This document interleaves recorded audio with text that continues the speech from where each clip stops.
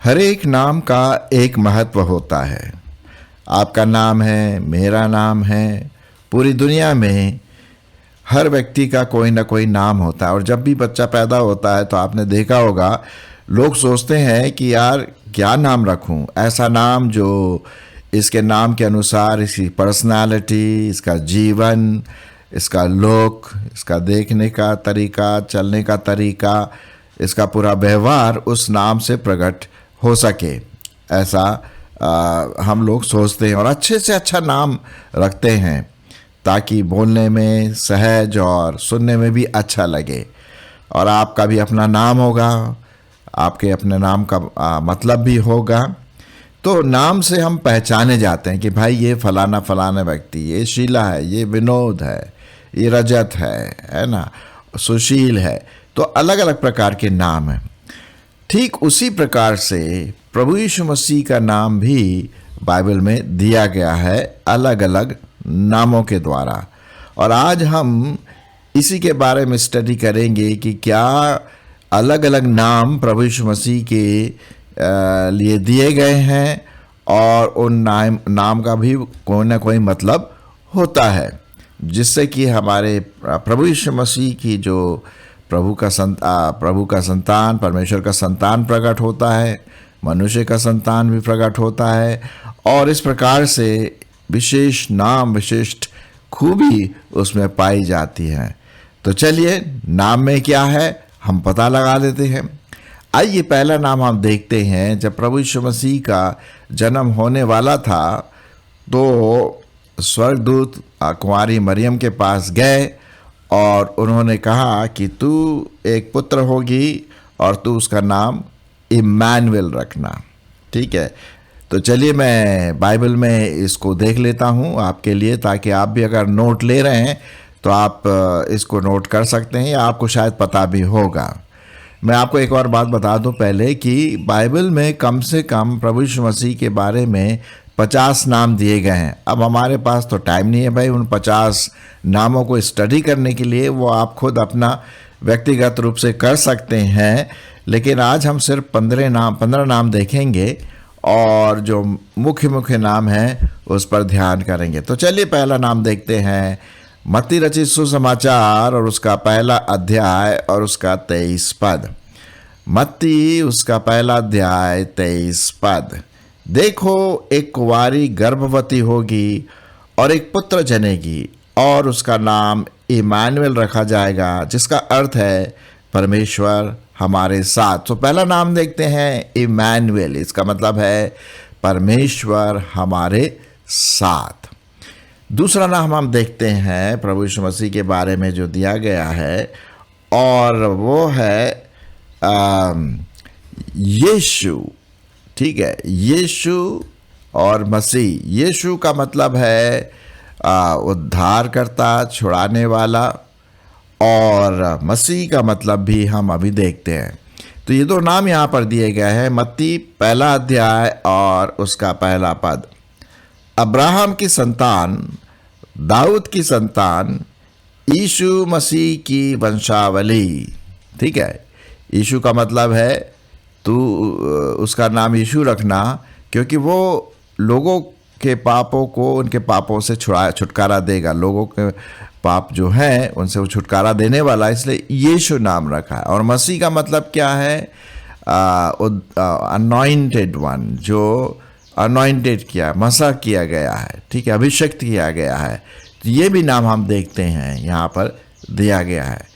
फिर तीसरा नाम हम देखते हैं मत्ती उसका 16 अध्याय और 16 पद। मत्ती उसका 16 अध्याय और 16 पद।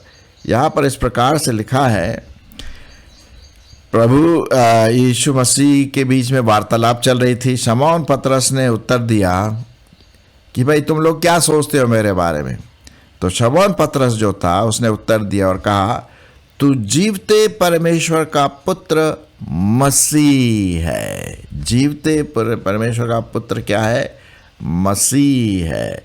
तो यहाँ पर वही बात आती है जिसको हम ख्रिस्ट के रूप में भी देखते हैं। ख्रिस्ट, ठीक है, वो यूनानी भाषा में ख्रिस्ट कहा जाता है, और जो इब्रानी भाषा है उसमें मसीह कहा जाता है। तो इस प्रकार से हम देखते हैं यीशु मसीह, क्रिस्ट यीशु मसीह। ठीक है, चलिए आगे बढ़ते हैं और देखते हैं और भी नाम हैं। अब एक बार जब प्रभु यीशु मसीह उपदेश दे रहे थे तो लोगों के बीच में उन्होंने खड़े होकर के कहा, यूहन्ना उसका 14 अध्याय और 6 पद, यूहन्ना उसका 14 अध्याय और 6 पद, वहाँ पर इस प्रकार से लिखा हुआ है, यीशु ने उससे कहा, मार्ग, सत्य और जीवन मैं ही हूँ, बिना मेरे द्वारा कोई पिता के पास नहीं पहुँच सकता। तो हम क्या देखते हैं, और एक नाम दिया गया है, मार्ग है, स्वर्ग तक जाने का मार्ग है, सत्य है और जीवन है, वो जीवन देने वाला। ठीक है, तो हम यहाँ पर ये बात देखते हैं, मार्ग, सत्य और जीवन, यूहन्ना उसका 14 अध्याय और उसका 6वां पद। चलिए और आगे पढ़ते हैं, यीशु मसीह के बारे में क्या और दूसरे नाम दिए गए हैं।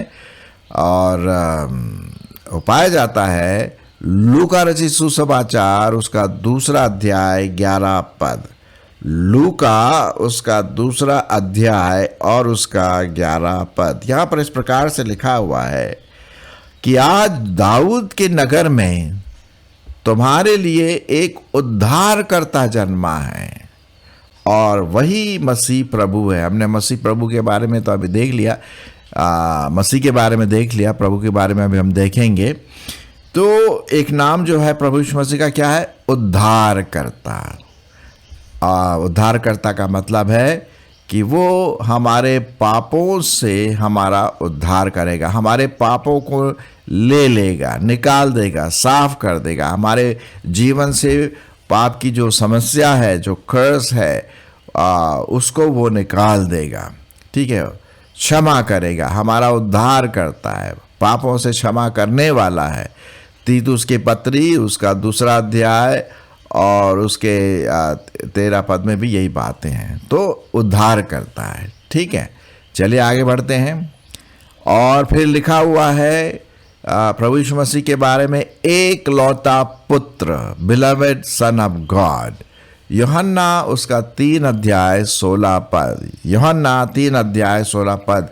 आप में से कई लोग जानते होंगे, क्योंकि परमेश्वर ने जगत से ऐसा प्रेम रखा कि उसने अपना एक लौता पुत्र दे दिया, ताकि जो कोई उस पर विश्वास करे नाश ना हो परंतु अनंत जीवन पाए। सो परमेश्वर ने जगत से ऐसा प्रेम रखा कि उसने अपना एक लौता पुत्र, बिलवेड सन ऑफ गॉड, एक लौता पुत्र, प्रिय पुत्र, परमेश्वर का पुत्र, एक लौता पुत्र, वो प्रभु यीशु मसीह का नाम वहाँ पर दिया गया। चलिए आगे बढ़ते हैं प्रभु यीशु मसीह के बारे में। यूहन्ना उसका 13 अध्याय और 13 पद, यूहन्ना उसका 13 अध्याय और 13 पद। यहाँ पर इस प्रकार से लिखा हुआ है, दो नाम है इसमें यहाँ पर दिए गए, प्रभु और गुरु या शिक्षक। प्रभु यीशु मसीह कहते हैं अपने चेलों से, तुम मुझे गुरु और प्रभु कहते हो और भला कहते हो, क्योंकि मैं वही हूँ। तो प्रभु कौन है? हमारा प्रभु यीशु मसीह है ना, हमारा बॉस, हमारा पूरा जीवन का कर्ता धर्ता, शिक्षक, हमारा गुरु। आपको पता है गुरु का मतलब होता है जो हमें अंधकार से ज्योति की ओर ले आता, हमें नई नई शिक्षाएं वो हमें देता है ना। तो वो हमारा गुरु है, वो हमारा प्रभु है, प्रभु यीशु मसीह है ना, ये उसका नाम है। ये क्या है? उसका नाम है। अब हम चलते हैं पुराने नियम में, वहाँ पर कई नाम दिए गए हैं प्रभु यीशु मसीह के बारे में जो भविष्यवाणी के रूप में लिखे गए हैं। मैं आपके लिए पढ़ूंगा यशाया उसका 9 अध्याय, यशाया उसका 9 अध्याय और 6वां पद हम देख लेते हैं क्या लिखा हुआ है। अब देखिए यहाँ पर प्रभु यीशु मसीह के जीवन मतलब जन्म की भविष्यवाणी लिखी गई हजारों साल पहले, और वो नए नियम में जाकर के पूरी हो जाती है। तो यहाँ पर लिखा हुआ है, क्योंकि हमारे लिए एक बालक उत्पन्न हुआ है, हमें एक पुत्र दिया गया है, और प्रभुता उसके कांधे पर होगी। और क्या लिखा है? उसका नाम अद्भुत युक्ति करने वाला, पराक्रमी परमेश्वर, अनंत काल का पिता और शांति का राजकुमार रखा जाएगा। देखिए, ये नाम है प्रभु यीशु मसीह के। फिर से मैं आपके लिए पढ़ूंगा। और उसका नाम अद्भुत युक्ति करने वाला, पराक्रमी परमेश्वर, अनंत काल का पिता और शांति का राजकुमार रखा जाएगा। तो यहां पर हम देखते हैं ये भविष्यवाणी प्रभु यीशु मसीह के बारे में, उसके जन्म के बारे में की गई थी हजारों साल पहले। और वो मत्ती, मरकुस और लूका में हम इसके बारे में पढ़ते हैं, और कई पत्रियों में भी इस प्रकार से उसका नाम आता है। ठीक है, तो बड़ा अद्भुत नाम है ना? बड़ा अद्भुत नाम है। इतने नाम है क्या आपके? मेरे ख्याल में इतना नाम तो आपका नहीं होगा। मेरा भी एक ही नाम है। ठीक है, तो ज़्यादा से ज़्यादा किसी को प्यार से बिट्टू बुलाते होंगे, या अलग अलग मुन्ना, या अलग अलग नाम देते हैं, लेकिन वो तो ऐसे प्यार से एक ही नाम होता है। लेकिन यहाँ प्रभु यीशु मसीह के कम से कम 15-16 नाम देख रहे हैं, हालांकि पूरे 50 नाम दिए गए हैं, जैसे मैंने आरंभ में कहा था। चलिए आगे बढ़ते हैं इस नाम के विषय में। अब हम देखते हैं पहला तिमोथी उसका 2 अध्याय 5 और 6 हम निकाल लेंगे। पहला तिमोथी उसका देखते हैं 2 अध्याय 5 और 6। यहाँ पर क्या लिखा हुआ है नाम के विषय में? क्योंकि परमेश्वर एक ही है, और परमेश्वर और मनुष्यों के बीच में भी एक ही बिचवई है, अर्थात मसीह यीशु जो मनुष्य है, जिसने अपने आप को सबके छुटकारे के दाम में दे दिया, ताकि उसकी गवाही ठीक समयों पर दी जाए। तो यहाँ पर क्या देखते हैं? प्रभु यीशु मसीह का नाम क्या है?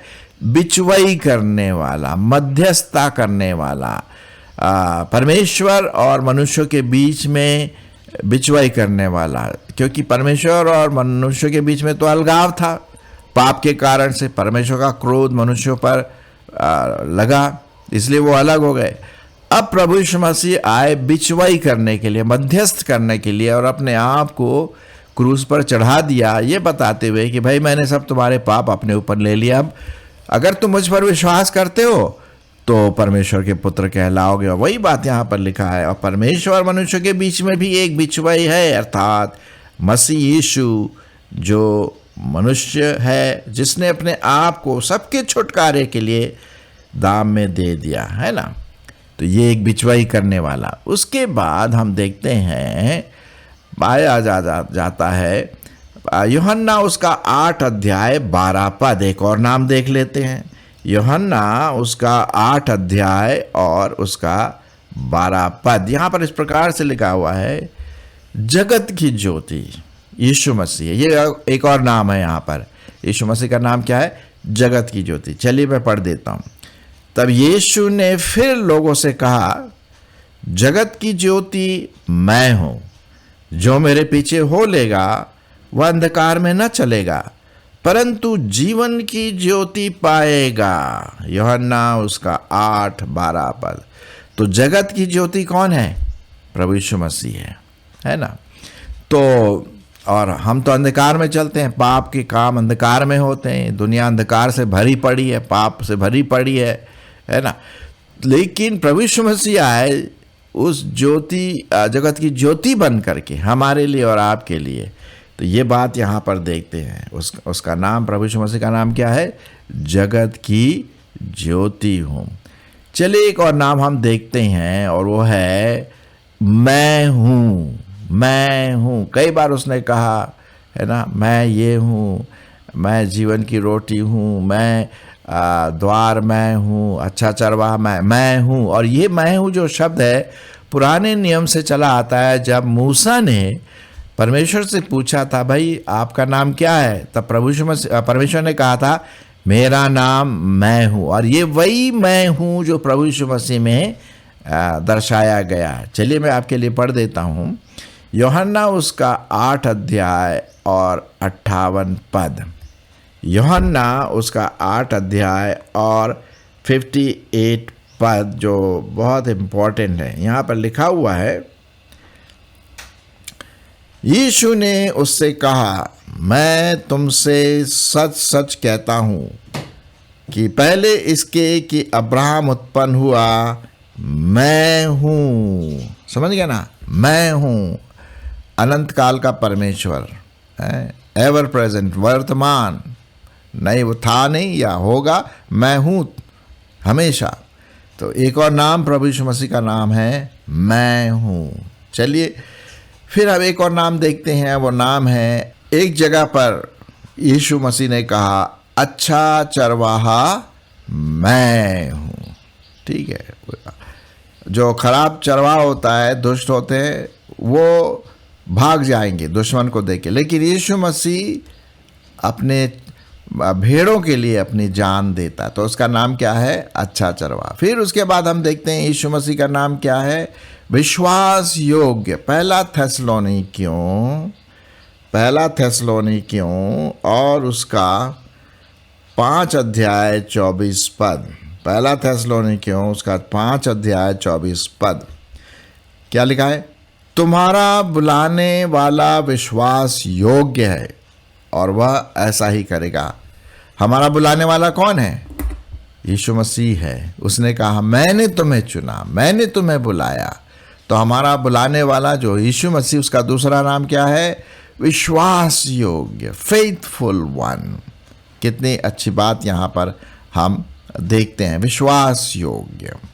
फिर उसके बाद हम देखते हैं बहुत इंटरेस्टिंग बात प्रभु यीशु मसीह ने कही और पाया जाता है यूहन्ना उसका 6 अध्याय 35 पद। यूहन्ना उसका 6 अध्याय और 35 पद। यहाँ पर इस प्रकार से लिखा हुआ है, जब प्रभु यीशु मसीह ने लोगों को खाना खिलाया, रोटी दी, मछली दी और संतुष्ट हुए, तो लोग उनके पीछे पीछे चले। तो प्रभु यीशु मसीह ने कहा, तुम इसलिए मेरे पीछे आते हो क्योंकि मैंने रोटी खिलाई, तुम्हारा पेट भरा। लेकिन इससे भी ज़्यादा तुमको देखना है कि तुम जीवन, आत्मिक रोटी खाओ, आत्मिक जीवन के प्यासे हो, आत्मिक भूख के प्यासे हो, और वो आत्मिक भूख को मिटाना मैं हूँ जीवन की रोटी। अब यहाँ पर देखते हैं यूहन्ना उसका 6 अध्याय और उसका 35 पद। यीशु ने उनसे कहा, जीवन की रोटी मैं हूँ। यहाँ पर फिर से वर्ड आया मैं हूँ, लेकिन जीवन की रोटी मैं हूँ। जो मेरे पास आएगा वह कभी भूखा न होगा, और जो मुझ पर विश्वास करेगा वह कभी प्यासा न होगा। देखिए, कई बार हम जानते हैं अच्छी तरह से, जब भी हम खाना खाते हैं, पानी पीते हैं, तो हमें प्यास लगती है, फिर से भूख लगती है बार बार। लेकिन यीशु मसीह ने एक आत्मिक जीवन की सेटिस्फैक्शन के लिए उसने हमें क्या किया? एक अपनी रोटी दी, अपना बलिदान कर दिया। रोटी का मतलब उसने अपना बलिदान किया। जब हम उसको लेते हैं, खाते हैं विश्वास के द्वारा, हाँ प्रभु तू मेरा उद्धार करता है, मैं तुझ पर विश्वास करता हूँ, तब हम उस रोटी को खाते हैं आत्मिक रीति से, ताकि हम अनंत जीवन के सहभागी हो सकें। एक बार प्रभु यीशु मसीह ने कहा, जीवन का जल मैं हूँ, है ना? तो वही रोटी की बात यहाँ पर आ गई और जल की बात भी आ गई, दोनों बहुत इंपॉर्टेंट है। लेकिन आत्मिक रीति से यहाँ पर यह है कि जब हम प्रभु यीशु मसीह को उद्धारकर्ता करके ग्रहण करते हैं, तब हम आत्मिक रीति से वो रोटी और वो प्याला, वो पानी पीते हैं जो अनंत जीवन देता है। फिर उसके बाद हम देखेंगे आखिर में, ये आखिर तो नहीं है लेकिन और भी नाम है, लेकिन आज के लिए हमारे लिए आखिरी नाम है। वो पाया जाता है कि यीशु मसीह कौन है? अल्फ़ा और ओमेगा है। मैं आपके लिए पढ़ूंगा प्रकाशित वाक्य उसका 1 अध्याय और उसका 8 पद। प्रभु परमेश्वर जो है और जो था और जो आने वाला है, जो सर्वशक्तिमान है, ये कहता है, मैं ही अल्फा और ओमेगा हूँ। अब अल्फा जो शब्द है वो ग्रीक भाषा का शुरुआत है, और जो ओमेगा जो शब्द है वो ग्रीक भाषा का आखिरी शब्द है। जैसे कि हमारे इंग्लिश में पहला शब्द है ए और आखिरी शब्द है जेड, जी बोलते हैं जेड। उसी प्रकार से ग्रीक भाषा में अल्फा पहला शब्द पाया जाता है और ओमेगा कहने का मतलब है प्रभु यीशु मसीह आदि और अंत, शुरुआत भी वही है, अंत भी वही है। तो अल्फा और ओमेगा, उसका नाम क्या है? अल्फा और ओमेगा। सुप्रियो, आज हमने देखा विशेष करके 15-16 नाम, यहाँ पर जितना टाइम था, कि ये नाम दिए गए हैं और उसका कोई मतलब हमारे लिए दिया गया है। इस नाम से हम आशीष पाते हैं। आप भी प्रभु यीशु मसीह के नाम के द्वारा आशीष पाएं और दूसरों को इसके बारे में भी बताएं। परमेश्वर हमारी इसमें अगुवाई करे।